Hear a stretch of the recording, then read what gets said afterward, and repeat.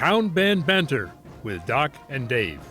Every week, two longtime friends and colleagues in the world of music, David Price and Donald Doc Smith, get together to discuss the triumphs as well as the twists and turns of lifelong learning for the dedicated members of thousands of civilian community music ensembles of every shape and size.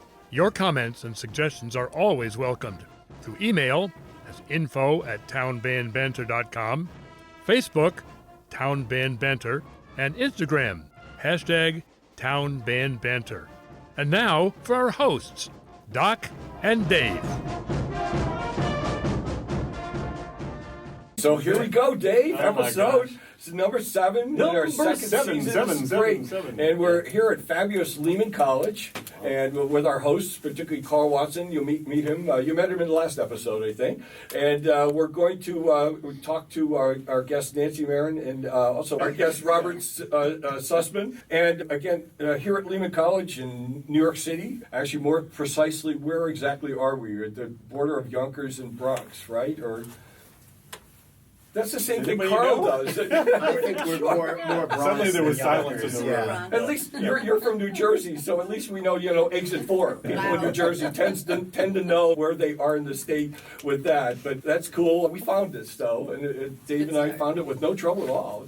So that was great. Well, you were driving. We're so glad. It easy for me. So glad to be here. And I wonder if you could just give us a thumbnail sketch of how you got to this point. We're going to be mostly targeting the Library Jazz Band, which is a community band here. Dave and I have brought up in previous episodes that we are in ROPS, retired old musicians playing swing, and which is a band in Rhode Island. And there's some similarities, but we find a lot of similarities in these groups. But then we also find the differences are really fascinating too. But the similarities kind of join all of it, and so we'll explore all of those as we go.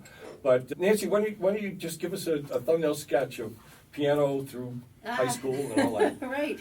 So I grew up in a really musical family, had piano lessons from very early until I stopped practicing, which is funny, and started playing the saxophone. Right. So it was pretty clean swap. Okay. And so through high school I played saxophone pretty seriously, mostly classical, but with a high school jazz band, which was fantastic. We went to the Berkeley national competitions, and Right, it was good. And I played through college. I was with the Yale Concert Band, still Fantastic, playing really classical saxophone. And then after college, as happens to some people I know, kind of stopped. And that's a longer topic for another podcast, but it was actually decades before I came back to seriously playing music. That's really not that Yeah. unusual. A lot of our folks come back after having the kids and all that stuff. Now it's their turn. So that's great. And then what got you into the Library Jazz Band? Well, kind of, and honestly, my on-ramp back to playing music was the Lehman Band, was the Westchester Band the in Lehman the summer. Community Concert Band. The concert band in summer, Mm-hmm. and after that much time, I worked super hard just to keep up with the summer band. I had been away for that long. I was reminding myself how to read music and how not to forget sheets of the music when I showed up at a concert. There were very basic high school level mistakes I got to make a second time. Right. And these guys were absolutely wonderful and let me do it. And from there, when I was ready, I joined the symphonic band, which is the Lehman Concert Band that Alan also runs. And I just missed playing jazz so much. I just super missed it. Even though your beginnings were all classical, because you started on piano, right? Started on piano. Right, but classical piano, not jazz piano. Yeah, classical. I mean, you're right. At a certain point, it was only playing Billy Joel, but that's another story. I'll tell Billy yeah. that Yeah. you said that. Okay. Yeah, but it was really classical. But the high school roots I'd had were very, very strong. Yeah. My band director is a professional jazz musician. The band was great, and I didn't forget how much I loved it. Right. So I really wanted to get back to that. And if I leap ahead, I have a wonderful friend, Sarah Sion, who's a professional, award-winning jazz pianist. And she also missed it for different reasons. She had done it at a very high level, played in graduate school, and played really seriously with people around the world, but she missed it too. So we started talking about how we could put something together. Right. And that's how it started. That's cool. And that was when? I mean, it's fairly recent, right? 2021. 2021, yeah. Wow. So it's a baby. Yeah. It's brand new, great timing. That was right in the middle of the the pandemic, right? And I think that was part of it. You know, Right. I had found some other groups I had started to play with right as the pandemic kind of shut everything down. Right. And some of them were older groups, had been actually around for a long time, and they just never restarted. Right. So part of what we thought was, there's a gap. I bet there are other people who are looking for something like this to play in. Everywhere we're going, it was the same sort of thing. It was a struggle to maintain big bands, you know, the calls for the gigs and fighting. One thing that's helped is that DJs have priced themselves out of the market. You know, the prices went up to the point that you could get a live band in Rhode Island and nearby in New England. So that actually helped a little bit, but there still weren't many bands, and it was tough to maintain them. And then the experience, you mentioned the Berkeley High School Jazz Festival, which was so brilliant as a recruiting thing. It is gone now. So some dean came along and said, no, I don't want to do that anymore. But that's how many high schools and players just live for that moment every year. And I built my curriculum around it, you know, like to make sure that we were at our peak in January.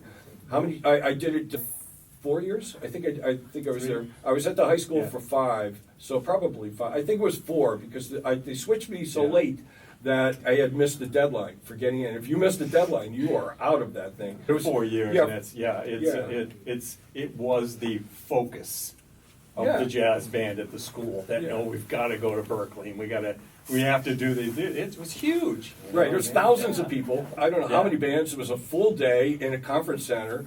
And you were judged, and you would win awards, and kids would win some sort of awards too. And everyone left there saying, "Wow, I hope I could go to Berkeley sometime." Yeah, right. It's huge. Virtually every, and then they eliminated that, and I don't know how their enrollment is since. A friend of mine who teaches there just retired, so I have a chance to talk to him. But that's very cool. So why don't we get a little bit into your background, Robert? What was your path? What I can talk about, or Well, we need viewership. You know, what will make this interesting? I actually have a background in piano also, but I've been a trombonist most of my career. And what happened was, for years, I kind of scratched out a living as a full-time professional trombonist and a part-time teacher. And then, you know, I had kids, I had a house, I had a family. And I started transitioning more towards teaching, became more of a full-time teacher and a part-time player. And then 2020 happened, and a lot of the work disappeared, at least temporarily. Right. And I figured, okay, this is a good time to be more of a full-time teacher. And it also enabled me to do more creative and artistic things because I didn't have to worry about filling up my calendar with only things that paid a certain amount of money. Right. And this came along. This is a local, for me, band, really just a few miles up the road. And it came along at a great time. It kept my chops in shape. And thanks to Nancy, it's become a decent performing group. We have a pretty good schedule. And it's been great. I've enjoyed it. It's really, if I had to draw it up, you know, do fewer weddings, do more jazz, and still pay your bills. Right. Mazel tov. How many gigs do you think you do in a year's time? So we in the romps we kind of look for at least 1 or 2 a month. I think we try to do. And now it's getting a few more than that. But Yeah, you're doing more than that. It's I getting think. busier. No, it's varied a lot. That's a tough question. And I've been a bit of a chameleon. I've had a 5-year career playing Latin music. I had a 5-year career playing swing. And I did a lot of weddings. I've probably done, I don't know, 1,300, 1,500 weddings. You do you try and do at least 2 a week. It's a little harder on trombone because we're not the first thing people want to hear when they get married. But I've talked my way onto some gigs. And Speaking of the trumpet player, we make a fortune at the churches because they want to hear that just before they get married and immediately after. But one of the first things people say when we get married, by the way, the last thing I want to hear is a trombone player. Well, Is that what you're saying? Is that no, what's going on? I'll quote my son. He says, "Well, what do you do when you play weddings? When they say I do you go womp womp?" Oh. Yeah. No, and at this point, I'm down to, I don't know, let me say 0? I don't know, Right. 1 or 2 a year maybe, maybe more than that. Right. But I've really phased that out. Doing a lot more jazz though, doing almost as much playing, but not the commercial work as much. Right, fantastic. All right, so we've kind of teased this whole library jazz band, but we haven't talked specifically about how it came about. Where is it at a library, or where does the name library? Where did this come from? So I have some ties to the library world in Yonkers. I'm the president of the board of trustees Okay. in Yonkers. So because of that, it's not why I get to use the library space, but it made me aware that it was available. And we were able to work with the Try to get a little closer. we're able to work with the library to get rehearsal space, Oh, which wow. for 17 people is not, it's not that easy to find. Well, and the shush factor, too, in the library. It's like, I'll come back. You guys want to keep it you're down not over even- there. Probably not rehearsing out in the stacks, right, with people in the... No, but some of our best shows are when they bring us up into the library because the carpeting is great for Oh, theaters. right, sure, yeah. So, I mean, ironically, and libraries love activity and they love programming. Right. So part of this too is a way to explain to people why libraries that have all these great public resources also can have performances. And it's part of why I think it's a nice partnership. Right, oh, fantastic. Okay, so that was from 2021, or did you start there, or? We started there, and it was really, I think you were probably on our first rehearsal. And I still remember that. It was pretty scraggly rehearsal. It was kind of like, we don't know if this is going to work. I thought this was going to be my only rehearsal, to be honest with you. It was like, I think we had music, which is, Yeah. I think we had a full band. Have music. Yeah. But we didn't have a lot else. And You didn't have funding, probably? we did not have funding. Right, yeah. I should look back at like the original notes we wrote, like how we convinced people to even show up for day one.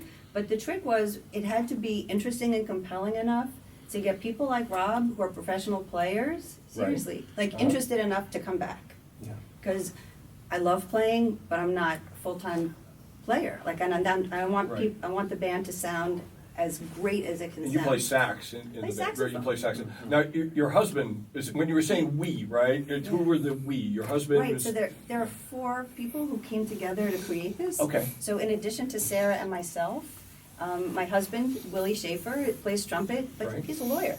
So, he plays as much as he can, and he plays those trumpet church gigs. Yeah, right. He loves that. Sounds so great in there. Yeah. And Dave Levitt was a long klezmer legacy in his family. He's a okay. trombonist as well, Uh-huh. and he's our conductor. Right, And so it was the combination of the 4 of us that reached out to people we knew. right. And so for me, I was able to actually reach out really to the Lehman community and the Westchester band community, the people I'd known there. Sarah and Dave were able to reach out to their contacts and their friends, and that's what that first day looked like. Wow.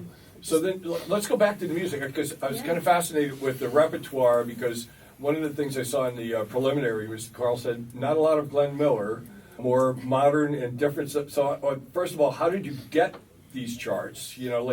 Was there funding to do that? Your husband, I think, was the librarian, right? He was, yes. Yeah, He what a lot of agreed pressure to be eventually the librarian of the library jazz band. It's like, but yeah. So He's very how did you gather all the music? Because a lot of times, libraries are difficult things to maintain, but even harder to start, and particularly if you want to do different literature. Yeah, and again, now you're making me wish I should go back and see what we actually rehearsed that first day. But I knew the things I loved hearing, Right. and I knew the things that might be even challenging for me and even possibly for others in the group. And Right. so I did a phenomenal amount of listening in the months leading up to that first rehearsal. Right. And so I pulled things. I think one of the things we read was Rob McConnell's of Just Friends, which, if you know, it includes a super long, complicated, fast trombone solo. So I have an entire section of experienced, trombone veterans, and it's otherwise a pretty scraggly looking group, but we got to that part, and they really sweat. It was fabulous. And they came out of that saying, this is worth working on. That's always been my secret, as soon as you get a couple of new tubas into the marching band, Yeah. you do the pieces that feature tuba as opposed to the ones that hide that you don't have them. So that's the way to build things. So that was brilliant. Where did you get the actual sheet music? Well, so there's a combination of things. First, there's this shop, it's upstate, it's a shop, it's like a publishing company called E-Jazz Lines. And they're doing such a good job. Right. They're very smart about what they pick. They do transcriptions. They pull out some of the really great arrangements and they publish it. They make it possible for the rest of us to purchase. Right. But you can only do that so much because it does get pricey. Right. Some of the stuff may have come from other people who had run big bands and Right. were able to pass down charts. with most of the parts in them. And that is an yeah. issue, but there's a lot of that, actually. And there's a lot of that sharing. I bought a whole set of, someone was retiring and the band came to an end, and someone said, hey, give me $50, and they had this Right. box of, it was all of the charts, and Right. go do, like a couple weddings. Right. Yeah. All those all the charts that I knew. So those are the two big things. Like I love it when I see a great publisher who's really putting in the work to find great things, and Right. there's several who do that in the space now.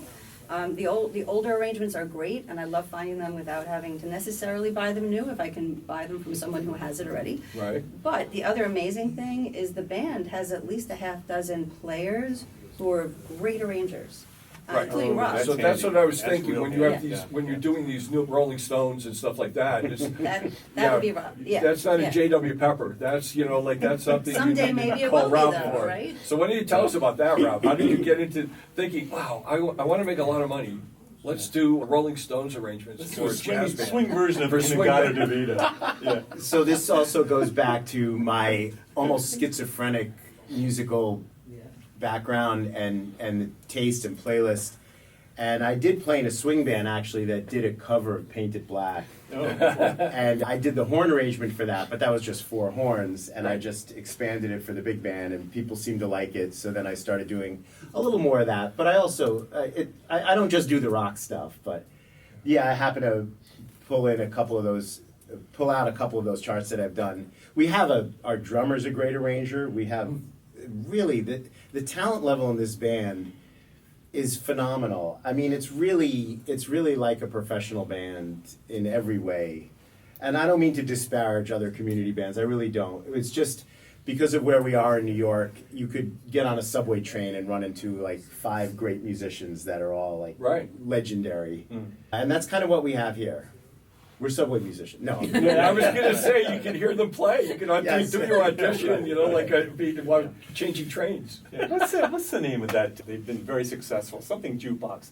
Postmodern jukebox. Yeah, Postmodern yeah, jukebox. yeah. I love that. Kind of Great what you idea. were talking Right. about. Taking A little bit. I'm writing a little pop edgier tunes than and- that, though. Yeah. I Oh, mean, okay. I'm not trying to soften the spirit of rock and roll. Sure.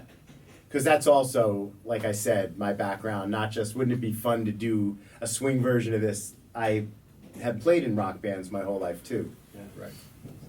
And I come from Scranton, Pennsylvania, where we played in polka bands, and everything became a There you go. polka. Everything became a polka. You could Yeah. just change it over. And the Funeral polka- dirge, Wow. became a polka. That audience loved it, and no one else. But that audience loved it. But there'll probably be much more appeal because you're bringing it with a crossover, bringing the folks who are rock, are people that like that kind of music. We say, wow, wait, this swing ring thing really So works. can I comment? Oh, sorry. I sometimes wonder about that. All kidding aside, I think the members of the band enjoy it. But being that we play in a lot of libraries, we have a diverse audience. But, some people might want to hear more swing. So right. here's the thing. So in the fall, do you mind if I just share this? No, please. We did a show that was Broadway musicals. Right. And it skewed very traditional in terms of, I think most of the musicals were things out of the 50s and 60s, like golden era things. Right.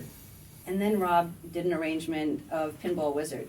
Okay. Sure. And we thought we can sneak that in because, Tommy was on Broadway. So Why not? that- Yeah, it's kinda absolutely, close, yeah. right?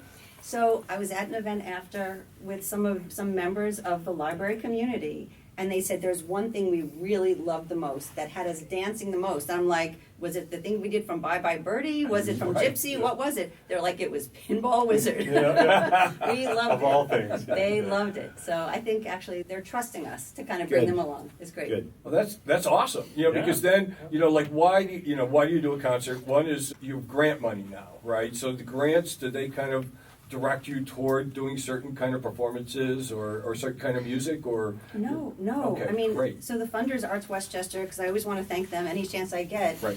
But the model is very, very simple. I just ask for money to pay the musicians to put on a show. Right. And in my proposals, I do tell them what the content of the performance will be, Right. the programming theme. Mhm. But I mostly do that to get them excited about the fact that would be a cool show to fund.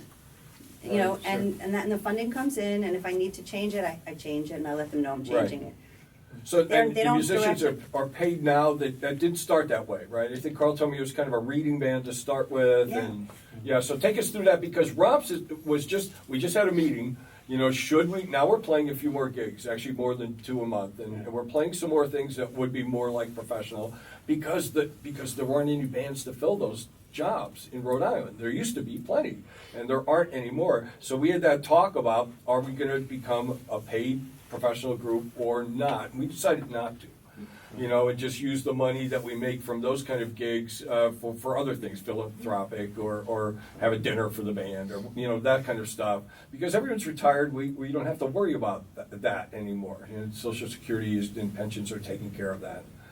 So I guess back the question is, how did that transition happen for the Library Jazz Band? Yeah, so in that first year, I'm not actually sure anyone got paid anything. We may have had a show in 2022, and people may have gotten a couple of bucks to show up. I mean, it was Right. It was very modest. It was like, you paid them to show up. Yeah. I understand. I don't know, an honorarium, a little thank you, whatever. Yeah. Very, very modest in that first year. But remember, we were also practicing together, rehearsing for the entire year, and no one was getting paid for that ever. Right. So when the grant came through, I structured it so that the grant funds the performance, but the tacit understanding is that to get paid to do the performance, you've been with us and you're rehearsing with us. Right. Mm. So it's, if you think about, and I'm trying to explain this also to the funder, because it's just, it may seem like a lot of money to them, and it's not, but it's spread out over many, many, many more hours than the 2 hours we're actually performing. Yeah, when you split it 17 ways. Right, Right. Right, and even like to amplify that, for that everyone to understand the value of it, we started opening our rehearsals. So actually, I saw that listed too, so I was curious what that is. How do you do that? I mean, we're doing it in a super low tech kind of way, Right. but it's listed on the library calendar as if it's an event. Library band is rehearsing, you're invited to attend. Oh, Right, and I know that from libraries in our area. Just about anything to get people into the library, counts for something, and then. Actually, I think we might have done that when we were rehearsing at the senior center in town in Wakefield. Oh. I think they would put, you can come and sit in, listen, Right. sort of thing. We're rehearsing at a basement of a church now, so Yeah, it's a little bit harder. different. Right. On Monday from 10 to 12, Yeah, so it's yeah, not. Don't and- get the people wandering in. Which adds in that, that retired qualification. You can't really do Monday, and we rehearse every week, Monday 10 to 12. When do you folks rehearse? We started on Thursdays, now we're on Tuesdays, but Ah. it's once every 2 weeks, 6 to 8. Right, okay. Yeah. Oh, 6 to 8, so just 2 hours. Just 2 hours. And That's good. we literally, someone at the library says, we're closing now, you have to leave. That's how we know the rehearsal's over. Okay, Right, well, okay. that is a good way to end a rehearsal. That's true. So when you switch nights, so this is a community band thing. This yeah, was yeah. don't do that. How did that transition work for everyone? It seems to have worked fine. It has posed other conflicts because there are so many different, we have an orchestra in town, we have Right. other things in town, and now we've kind of bumped up against some of that. But there was a moment when we had several key players who were consistently having conflicts on that first night. Right. But you know how that is, so then you move it, and then that player leaves, and someone develops a new conflict, and Right. it's almost impossible. How So far, so how do you get new members? Like if you have to replace someone, is there an audition, or like I joke with the Jamestown Community Band, it's a select ensemble. Whoever selects to be in it is in it. Yeah. So Well, I can honestly say it's easy to get people who want to be in this band right now. Wow. Maybe that wasn't the case at the beginning, but right now, to get people to commit to showing up regularly is another story, but I Right. know a lot of people love playing in this band, Right. and people come in as subs, and, things change, and the subs become regulars. well, that's kind of what we do with We do the romps. same sort of thing with romps, yeah. Yeah. With romps, though, we're all older guys, so it's whoever's not on the obituary list. Oh. Just, Dark. no, sorry, I didn't mean to get so dark. But but there is that factor with the romps, is that, you have, as they said, I was telling them when we were meeting in the other room, is that, you take a picture of the group, And in 2 years, it's entirely different. It's, 2 But we years. do have two physicians on the Yes. band. Yeah, we which do. we Yeah. maintain, like we need to maintain. Yeah. and sometimes a lot of rehearsals will start with, "So, how we all doing?" Like it's, Everybody still breathing? Everyone has that knowledge. Say, "Well, I'm going to have a little bit of open heart surgery." Oh, so you'll be out. We'll need us up for like 2 months Yeah. in January till. Yeah. Well, and actually, I've been going out of my way to when we do have openings, like when we need a sub, and that's kind of a way to see if someone's a good fit. Looking for younger people, Right. and people in different stages in their careers. And again, like it's great for us, like when that happens. But you run into a lot of challenges. One is that they're actively trying to build their portfolio with professional experiences. And this might not be the thing for them. Right. And they need to get paid more than folks who are closer to retirement and Yeah, have a little more right. comfort. So finding that sweet spot has been a little bit of a challenge, but I think that's also going to be important for us to keep kind of, to not get too static and keep. Well, if you want the younger players, do you have connections to schools? Like, are there schools that are affiliated with, where the library is, that town school? Well, it's not so much, but we're not far from Purchase, which has a great Okay, yeah, graduate right. jazz program. Yeah. So New York is, I'm sure all big cities are like this, but everybody knows what everyone's doing in New York. Okay. It's not that hard. If people know about the band, a lot of people do. I don't know if it's the type of thing, hey, guess what, we have this band up here. I think at this point you've had enough people coming through the band. It's definitely something people are aware of. Right. Do you have like a YouTube presence at all, or? Yes. Yeah, I'll have to check that out. I'm sorry you didn't do that beforehand. But everyone should now. Do that. We have a Facebook account, we have Okay. Instagram, and we have our own website now as of last year. Okay, and we'll put all of that in the description Great. at the Thank bottom you. of this for sure. Thank But why don't you just say how to get in touch too, so that the people that don't look at descriptions have it in their mind. Like, what is the website? Oh, yeah, address? it's .org. Okay, there you go. That's easy to remember. That's it. And the others are There are similar some to that versions of that. hashtag library jazz band. Yeah. Okay, great. We'll make sure that we put those in the descriptions. So we ask the same questions of all of our guests, so it might be a good time to do that. And both of you can answer, or one of you can answer. So I'll do the first one. What was your most memorable experience with the community music ensemble? That might be a good one for both of you to share. Yeah, I one should have that comes studied to for mind. that. That's a hard one to answer. I think the Broadway concert we just did was really, from a programming standpoint, really nice. And I know it had special meaning for other reasons for Nancy. And I had family flying in from around the country that for the holiday that happened to see that. And that's I nice. played a couple of things that I arranged that I was sort of proud of. So Right. I would say right now that's probably the top. But the one in Connecticut was a close second too. Yeah, that was Or with any community band. It doesn't have to be, just Yeah. this, because you both have backgrounds. now you're making me wish I had thought harder about like the deep history of the high school stuff, because I loved that stuff and that was very meaningful to me. But I had a really fun experience not that long ago where the Westchester Symphonic Winds, which is another, I guess you'd call it community orchestra or symphonic band, did a tribute to Adolph Sax that involved having a gazillion saxophones on the stage at one time. Tuba Christmas. I kind got of to be thing. one of the gazillion, yeah. So there are things like that these community groups can do with some flexibility that are really, really fun. Just getting to meet other people who care about the same things you care about. Cool. So and then we kind of covered some of these. What was a big challenge with an ensemble and how was it overcome? I mean, you've had, COVID, you started during the pandemic. That's good. And that comes up as probably our number one, right now. But are there others, or is that one the one that stands out as the biggest challenge with the community ensemble and how something you overcame? We're looking for answers. I'm not sure if there's an easy answer, but I think the biggest challenge in general is finding the sweet spot between music that the band loves playing and music that the audience loves hearing. Right, yeah. But by the same token, you're Yeah. bringing the audience along with Yeah. you, teaching them. It's like with a school band. Like Yeah. why? I had a dean ask me one time, and I'm sure I might have brought this up in the last episode. Why do you do a concert?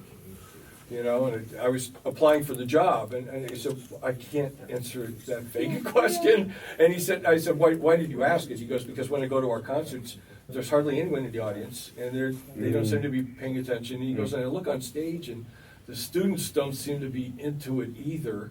And I, frankly, am not into the music that's being played at all. So, you know, obviously it was a direct, that's why they were replacing this person, you know, who was building their resume, but not, you know, cognizant of why do it. It was a great question. So then I asked the follow-up, which was dangerous. You know, I said, what kind of music do you like? He said, country western.